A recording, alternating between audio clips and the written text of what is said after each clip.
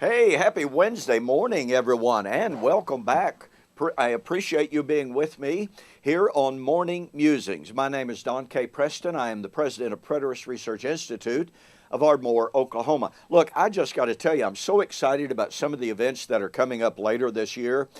June 15th and 16th, I have my formal public debate, a follow-up debate with Dr. David Hester of Faulkner University in Montgomery, Alabama. You can be looking for that, and please make your plans. If you're anywhere near there, come out and be with us, okay? Also, July 13th through the 15th, Preterist Pilgrim Weekend right here in Ardmore, Oklahoma.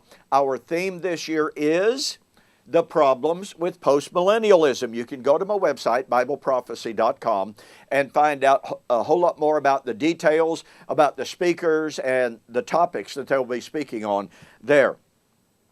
Okay, well, we are looking at the fact that Paul said, speaking of the resurrection of the dead ones, and he said the body, singular, of the dead ones, plural, was sown in dishonor, raised in honor. And we're looking at those terms in regard to the charge that preterists are Gnostics, because we deny the raising of a biological, physical body out of the ground. Now, you just got to go back and look at the previous few videos to see how utterly false that charge is. And I want to say this, and I want to say this just as kindly as possible. There is absolutely no excuse whatsoever to make the charge that preterists are Gnostics. That charge is a false charge without any merit whatsoever. Go back and look at the video in which I delineate the reasons why. Okay, now, but someone will call attention to the fact, well, are you denying that Paul uses this phraseology and the concept of a vile or a dishonorable body versus a body of glory? Well, obviously, I am not. The question, of course, is, number one, the identity of the body. Is Paul even talking about the human body? And if he is, that certainly raises the question of dishonor. And what did Paul mean by the body being a body of dishonor? Or if he was speaking of a corporate body, all of a sudden, new vistas open up that we will be discussing at a later time. Okay? But for now, the objection has been lodged. And to say, well, if you're denying that man has a body of dishonor, then what are you going to do with the incarnation? Paul in Philippians chapter 2 says Christ was in the form of God, and he did not count it robbery to be counted equal with God, but he humbled himself and made himself obedient to death, even the death of the cross, and was found in fashion as a man, and the form of a man in the fashion of a servant. Now, if that's not humiliation, I don't know what is, the objection goes. And my response to that is absolutely, totally, perfectly correct.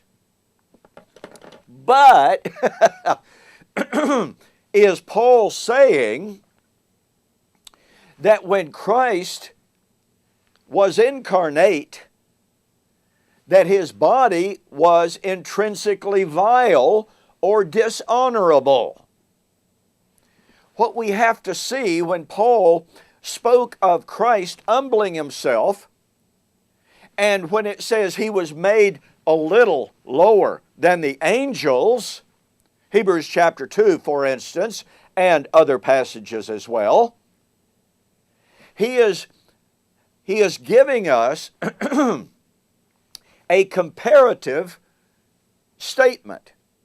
Compared to being in the form of God, taking the form of man truly was a body of humiliation.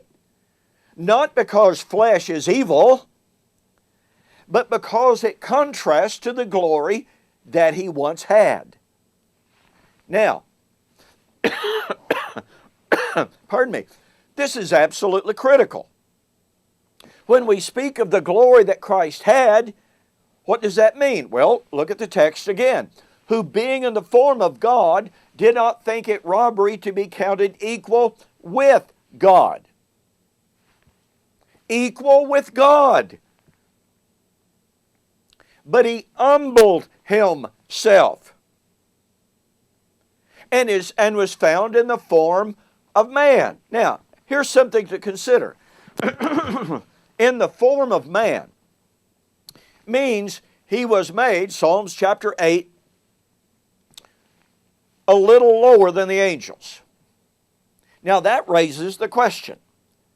Was man, because he was made lower than the angels from the very beginning, does that mean that man was in a vile body from the very beginning? Well, the response to that would be, oh no. Man was made a little lower than the angels, but due to sin, his body was corrupted.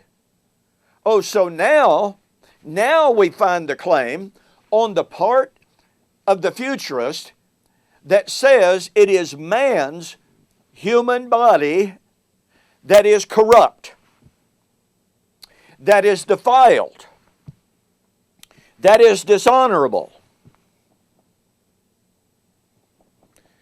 Houston, we have a problem. What is Gnosticism? Gnosticism says that the human physical condition is a condition of being cursed. Gnosticism says that the human biological body is defiled and will continue to be defiled under the curse until the so-called end of time. Oh, wait a minute. I thought it was the futurist accusing preterists of believing that the human body was cursed.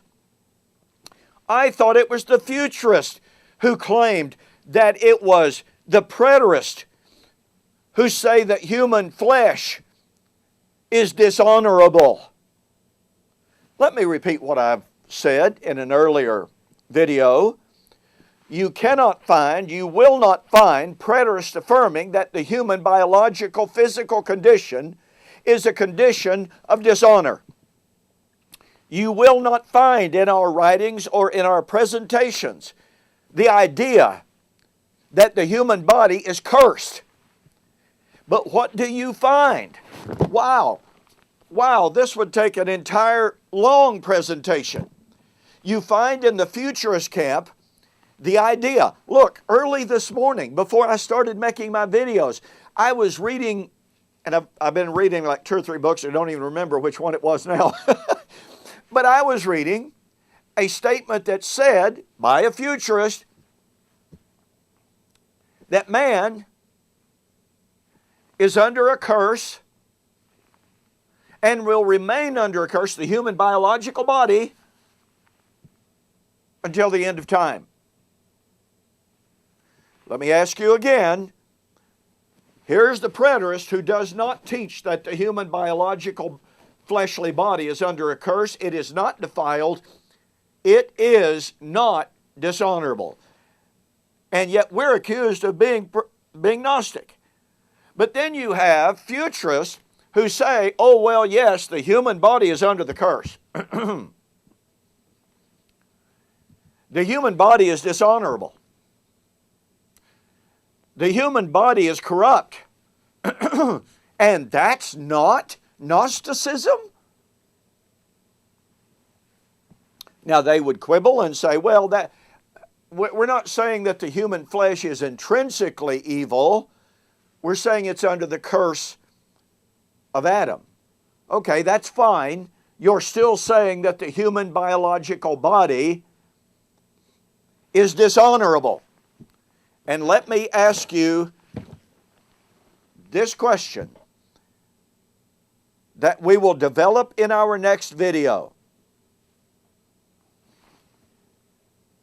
If Christ shed His blood to forgive us of sin, and if it is the case that sin is what defiles the body, the human physical body, then is the child of God actually, objectively forgiven of sin, yes or no?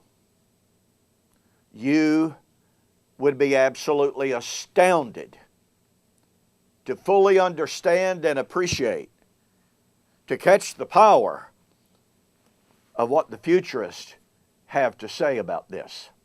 You don't want to miss this, so we'll see you on the flip side.